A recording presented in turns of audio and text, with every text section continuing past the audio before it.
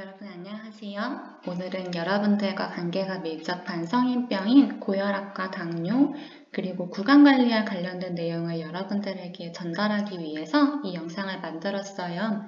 함께 얼굴을 보면서 진행했다면 더 좋았겠지만 부득이하게 코로나 바이러스 때문에 온라인으로 진행된 점 회원분들의 양해를 부탁드릴게요. 그럼 지금부터 교육을 시작하겠습니다. 가장 먼저 목차를 소개할게요. 교육은 크게 세 가지로 나뉘어 있어요. 첫 번째로 고혈압, 두 번째로 당뇨, 세 번째로 구강관리에 대한 내용을 다루려고 해요. 그럼 첫 번째로 고혈압에 대한 부분이에요. 고혈압 파트에서는 고혈압의 정의, 증상과 합병증, 그리고 예방과 치료법에 대해서 진행될 예정입니다. 고혈압을 설명하기 전에 밑에 박스에 있는 단어를 먼저 설명을 할게요. 혈압은 혈관 속을 흐르는 혈액의 압력인데 이 압력의 높낮이에 따라서 건강에 큰 영향을 미치기 때문에 일상생활에서도 관리가 필요해요. 그리고 우리의 심장은 왼쪽에 있는 좌심실과 오른쪽에 있는 우심실로 이루어져 있어요. 텔레비전이나 다른 매체에서 우리가 숨을 쉴 때 심장이 부풀었다가 다시 줄어드는 모습을 많이 보셨죠? 그런 것을 심장의 수축과 이완이라고 해요. 우리가 숨을 쉴 때 심장은 수축과 이완을 반복하는데 좌심실 수축에 의해서 혈압이 가장 높은 순간을 수축기 혈압, 좌심실 이완에 의해서 혈압이 가장 낮은 순간을 이완기 혈압이라고 해요. 이 수축기 혈압과 이완기 혈압이 고혈압을 판단하는 여부가 되는데 수축기 혈압이 140 이상이거나 이완기 혈압이 90 이상일 때 고혈압이라고 판단하게 됩니다. 여태까지 이렇게 복잡하게 설명을 했지만 사실 여러분들 병원에 가시면 혈압 측정하는 기계가 있잖아요. 거기서 병원 가실 때마다 꾸준히 혈압 체크하시면서 고혈압인지 아닌지 여부를 좀 알고 계시면 좋을 것 같아요. 이런 고혈압은 두 가지 종류로 나뉘어져 있는데요. 가장 먼저 1차성 고혈압에 대해서 이야기할게요. 1차성 고혈압은 특별한 원인 질환 없이 발생하기 때문에 본태성 고혈압이라고도 불리는데 주로 소금을 많이 섭취하거나 호르몬의 균형이 맞지 않을 때 발생해요. 이거 외에도 1차성 고혈압을 발생시키는 다른 위험 요소로는 가족력에 따른 유전, 음주, 흡연, 고령이나 운동 부족, 비만, 짜게 먹는 식습관 같은 환경적 요인과 스트레스와 같은 심리적 요인이 있어요. 그만큼 일상생활에서 여러분들이 관리를 잘 해주시는 게 중요한 질환이라고 할 수 있겠습니다. 2차성 고혈압은 특정 질환에 의해서 발생하는 고혈압이에요. 콩팥의 기능 이상으로 생기는 신장질환이나 태어날 때부터 가지고 있는 심장질환 같이 다양한 질병이 원인이지만 노폐물이 혈액에 쌓이는 신부전과 같은 신장질환이 주요 원인이라고 합니다. 이러한 고혈압은 고혈압 자체에 특별한 증상은 없어요. 하지만 혈압이 높은 상태가 장기간 지속되면 신체의 다양한 부위에 합병증이 발생하기 시작해요. 대부분의 고혈압 증상은 고혈압으로 인한 합병증 때문에 나타나기 때문에 여러분들에게 증상이 나타났을 때에는 심장발작이나 뇌졸중처럼 이미 치명적인 합병증이 와 있을 수가 있어요. 가장 대표적으로 보이는 합병증으로는 뇌졸중, 심부전과 심근경색 같은 심장질환, 부정맥, 심부전, 고혈압성 낙막증 등의 합병증이 있겠습니다. 이런 부분은 당뇨에서 보이는 합병증과 비슷한데요. 자세한 부분은 당뇨 합병증 부분에서 같이 설명을 하도록 할게요. 그렇다면 예방법이나 또 치료하는 방법에 대해서 이야기를 해야겠죠? 고혈압을 예방하고 치료하는 방법으로는 가장 먼저 약물 치료와 식사량 조절이 있는데 고혈압의 경우 특히 일상생활에서 식사량을 조절하시는 게 정말 중요해요. 그래서 과일이나 야채, 저지방 유제품과 같은 건강한 음식을 드시고 지방이 많은 음식을 피하셔야 해요. 특히 우리가 좋아하는 돼지고기, 초콜릿 이런 음식도 지방이 많은 음식에 포함이 되기 때문에 일상생활에서 조심하시며 섭취하시면 좋을 것 같습니다. 또 고혈압의 주요한 발생 원인 중에 하나가 염분 섭취인 만큼 염분 섭취를 줄이는 것도 중요해요. 우리가 좋아하는 치즈나 햄 같은 음식도 짠 음식이기 때문에 적게 드시고 이거 외에도 일상생활에서 식습관을 개선하시는 게 중요한 예방 방법과 치료법이라고 할 수 있겠습니다. 다음으로는 일상생활 속에서 습관을 바꾸시는 것도 중요해요. 금연과 금주는 당연히 필수겠죠? 그리고 매일 규칙적으로 운동하시면서 건강한 생활 습관 들이시고 여러분들만의 스트레스 해소법을 찾아서 일상생활에서 스트레스를 관리해 주셔야 해요. 스트레스는 고혈압뿐만 아니라 만병의 근원이라고 할 정도로 다양한 질환에 영향을 미치고 있어요. 그러니까 여러분들도 평상시에 여러분들의 건강을 위해서 스트레스를 꾸준히 관리해 주시면 좋을 것 같습니다. 자, 지금까지 고혈압에 대해서 알아보았는데요. 다음으로는 당뇨에 대해서 진행을 하려고 해요. 당뇨 파트에서는 당뇨의 정의, 증상이나 합병증, 예방이나 치료법에 대해서 소개하겠습니다. 인슐린에 대해서 먼저 설명을 하고 갈게요. 우리의 장기 중에 이자라고도 불리는 췌장에서는 인슐린이라는 단백질성 호르몬이 분비가 되어요.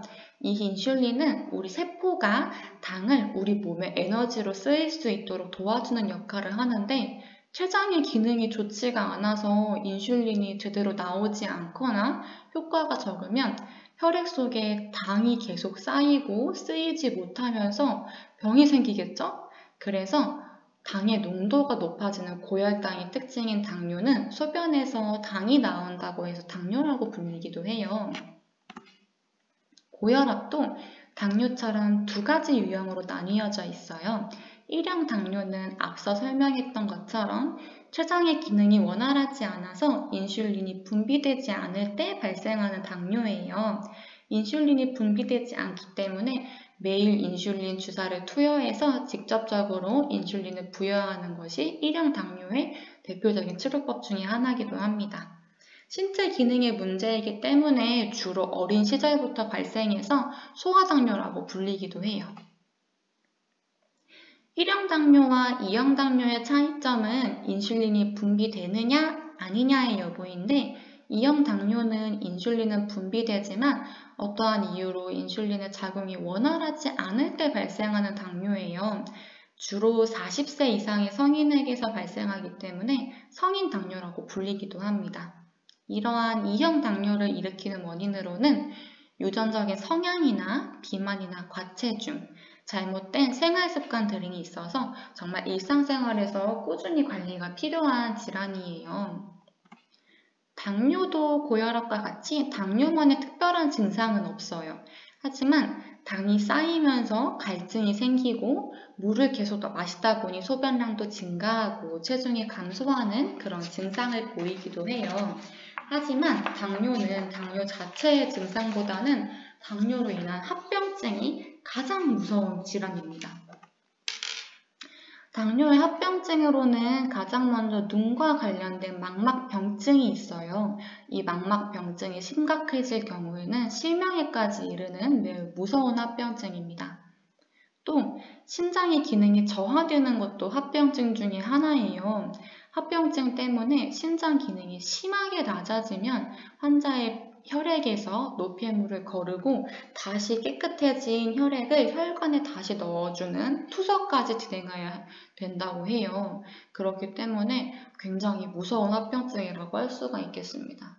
그 다음으로는 가슴이 좁아지는 것처럼 조이고 뻐근한 통증이 생기는 협심증이나 심장에 산소와 영양 공급이 잘 되지 않아서 심장이 조직이나 세포가 죽는 심근경색 같은 혈관 질환도 합병증 중에 하나예요.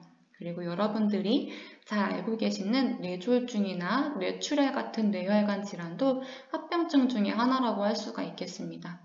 제가 여태까지 말씀드린 이 합병증들은 아주 극히 일부분일 뿐이에요. 소개하진 않았지만 피부가 괴사되어서 신체 일부를 절단한다던가 이런 거 외에 다양한 합병증이 많기 때문에 일상생활에서 여러분들이 꾸준히 관리를 통해서 예방을 하고 치료해야 하는 질환입니다.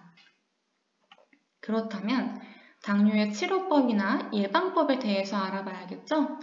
당뇨의 가장 대표적인 약물 치료는 혈당을 내리기 위한 약물인 혈당 강화제를 복용하거나 인슐린 주사를 투여하는 거예요. 당뇨 판정을 받으시면 병원에서 해당 약물을 처방받아서 복용하실 수 있을 거예요. 그리고 앞서 말씀드렸다시피 당뇨는 일상생활에서 관리가 정말 중요한 질환이에요. 그 중에 식습관 관리하는 게 정말 중요한데 당이 올라가지 않는 게 매우 중요하기 때문에 사탕, 꿀, 시럽, 잼 같이 단순 당질이 많은 음식은 꼭 자제하셔야 됩니다. 설탕이 들어가거나 단 음식은 꼭 자제하셔야 돼요. 또 지방 함량이 많은 육류나 흰 밀가루 섭취하게 되면 혈액 속에 지방과 당이 올라가기 때문에 자제를 하셔야 됩니다. 여기서 보시면 과일도 자제를 하라고 나와 있죠. 과일은 설탕이 안 들어갔는데? 라고 생각하실 수 있을 것 같지만 과일 자체에 당분이 많은 음식들이 정말 많아요. 그렇기 때문에 당분이 많은 과일도 자제해 주셔야 됩니다. 당뇨를 관리하기 위해서는 혈액 속의 지방과 당의 농도를 낮추는 게 굉장히 중요해요. 그런데 잡곡이나 채소 같은 식이섬유소를 많이 먹으면 당의 흡수를 낮출 수가 있다고 해요. 그렇기 때문에 평상시에 야채 위주의 식이섬유소를 많이 드시면 좋을 것 같습니다. 또 소금의 섭취를 줄이고 싱겁게 드시는 것도 건강한 식습관 관리라고 할 수가 있겠습니다. 그 다음으로는 식습관만큼이나 중요한 생활습관 조절이에요. 당뇨는 일상생활에서 관리하는 게 매우 중요하다고 계속 말씀드리고 있죠. 그래서 매일 혈당을 측정하시면서 혈당이 올라갔는지를 확인하고 낮추기 위한 운동을 하거나 식습관을 꼭 체크하셔야 됩니다. 금연과 금주는 당연히 필수이고요. 혈당을 낮추기 위해서는 매일 최소 30분 이상의 규칙적인 운동을 하셔야 해요. 이때 주의하실 점은 공복 시에 지나친 운동은 오히려 독이 되기 때문에 운동 전에 혈당을 꼭 체크하시고 너무 낮지 않을 때 운동을 시작해 주셔야 합니다. 방금 말씀드린 당뇨뿐만 아니라 고혈압의 경우에도 가장 중요한 관리법은 식습관과 운동을 통해 생활습관을 바꾸시는 거예요. 이 두 가지는 여러분들이 꼭 기억하셨다가 일상생활에서 적용하시면 좋을 것 같습니다. 그 다음으로는 구강관리 부분이에요. 구강관리는 상반기도 진행을 했던 것 같은데 정말 중요한 부분이기 때문에 다시 한번 진행하려고 해요. 가장 먼저 구강관리의 필요성 부분에 대해서 이야기를 할게요. 우리가 아는 대부분의 세균이나 바이러스는 구강을 통해서 감염을 유발하기 때문에 구강을 청결하게 유지하는 것만으로도 다양한 예방이 가능하다고 해요. 특히 구강 건강을 해치는 대표적인 원인인 잇몸 질환은 구강 안에 있는 세균으로부터 시작되고 지금 여러분이 건강한 이빨과 건강한 잇몸을 가지고 있더라도 치석을 제대로 제거해주지 않으면 쌓인 치석 때문에 잇몸이 내려앉아서 치근염이나 더 나아가서 치주염 같은 잇몸 질환에 노출될 수가 있어요. 그렇기 때문에 규칙적인 구강 관리는 꼭 필요합니다. 그럼 가장 기본적이지만 가장 중요한 양치에 대해 설명을 할게요. 양치는 333 법칙 기억하시죠? 하루에 3번 3분 동안 식후 3분 이내에 양치질을 해주시면 됩니다. 그리고 양치를 하시기 전에는 치실이나 치간칫솔을 사용해서 치아 사이에 낀 음식물을 먼저 제거해 주세요. 그냥 칫솔로 양치질을 하는 것보다는 치실이나 치간칫솔을 사용하는 게 훨씬 효과적이라고 해요. 특히 치실을 사용하지 않으면 치아 속에 치석이 생기기 때문에 꼭 치실을 사용해주세요. 그리고 치실을 끝내신 후에는 양치를 하실 때에도 칫솔을 위에서 아래로, 아래에서 위로 쓸어내듯이 꼼꼼하게 닦아주시면 될 것 같습니다. 치아를 다 닦으신 후에는 혓바닥도 꼭 닦아주셔야 돼요. 혓바닥은 세균이 많기 때문에 입냄새의 원인이 된다고 해요. 그렇기 때문에 칫솔이나 혓바닥을 닦는 전용 혓클리너를 꼭 사용해주세요. 그리고 양치질을 다 하신 후에는 치약에 잔여물이 남지 않도록 여러 번 물로 가글해서 깨끗하게 헹궈주셔야 합니다. 남은 치약의 잔여물도 충치의 원인이 된다고 하니까 꼼꼼하게 헹궈주세요. 그리고 여러분들이 양치질을 열심히 한다고 하더라도 칫솔이 잘 닿지 않는 부분, 예를 들어서 어금니 뒤쪽이라던가 그런 부분에는 치석이 생길 가능성이 굉장히 높아요. 이런 치석은 제거해주지 않으면 잇몸이 내려앉을 수 있기 때문에 꼭 제거해야 하는 부분이에요. 치과에서 건강보험 적용이 되기 때문에 1년에 한 번씩은 꼭 스케일링을 받아서 치석을 제거하시면서 관리하시는 것도 좋을 것 같습니다. 지금까지 구강관리와 우리에게 필요한 건강관리에 대해서 알아보았어요. 오늘 들으신 내용은 여러분들이 일상생활 하실 때 꼭 적용하셔서 구강관리도 하시고 식습관이나 운동처럼 생활습관을 바꾸시는 데 도움이 되었으면 좋겠습니다. 여러분, 교육에 참여해주셔서 감사합니다. 교육을 다 들으신 분들은 아래 더보기란에 있는 주소를 클릭하셔서 소감을 남겨주시거나 아니면 저희 회원분들 단체 카톡방에 올려드리는 링크를 통해서 교육 참여 소감을 남겨주시면 감사하겠습니다.